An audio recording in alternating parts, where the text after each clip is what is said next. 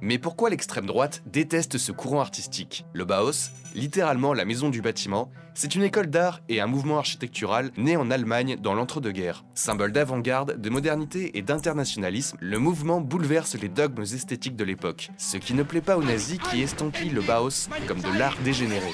Presque un siècle après, c'est l'AfD, le parti d'extrême droite allemand, qui s'en prend à l'héritage du Bauhaus. Le Bauhaus ne peut donc pas nous servir de modèle, mais seulement d'aberration historique. Prenez du verre, un peu d'acier et du béton, mélangez le tout, et vous obtenez le Bauhaus, ce style architectural épuré, fonctionnel, fait de formes géométriques simples. C'est aussi un design minimaliste avec ses objets iconiques. Le père du Bauhaus, c'est lui, Walter Gropius, un architecte d'une trentaine d'années en 1919. Gropius fusionne l'école des arts appliqués et des beaux-arts pour décloisonner l'enseignement artistique. Gropius disait que pour quelqu'un puisse être un concepteur, un artiste, il faut d'abord maîtriser la technique, un artisanat. Il faut aussi savoir que la Première Guerre mondiale était quand même une machinerie de guerre et que cette dimension industrielle qui était associée à la Grande Guerre était quelque chose qui était réfuté après la fin de la guerre par les artistes.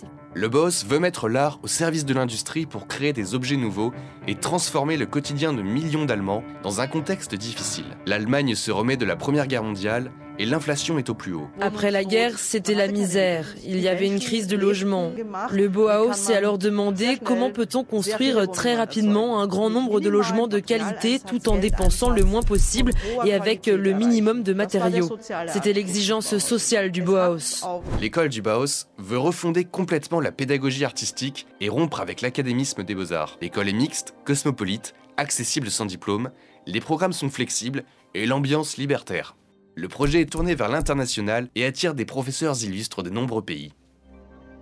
Le Bauhaus est aussi marqué par les directeurs qui sont à sa tête. Parmi eux, Hans Meyer, sympathisant communiste qui donne un nouvel élan à l'école. C'est quelqu'un qui est profondément marxiste, qui en fait proclame Volksbedarf statt Luxusbedarf. Les nécessités d'abord pour le peuple que pour le luxe, parce qu'il critique Walter Gropius. Il change complètement cette idée de la création artistique. Il dit que voilà, on va pas juste s'arrêter à un maître de forme et un maître d'artisanat, mais on va en fait instaurer un fonctionnalisme scientifique, c'est-à-dire on va d'abord comprendre ce que l'homme a besoin. Mais les nazis voient d'un mauvais œil cette école avant-gardiste et cosmopolite. Le parti promeut une autre idée de l'art, l'architecture néoclassique et monumentale, librement inspirée de l'Antiquité. Tout ce qui en dévie est qualifié de judéo-bolchevique. L'école est finalement fermée en 1933 et le mouvement dissous. Parmi les professeurs et les élèves, beaucoup vont s'exiler, notamment aux États-Unis, propageant leurs idées nouvelles à travers le monde.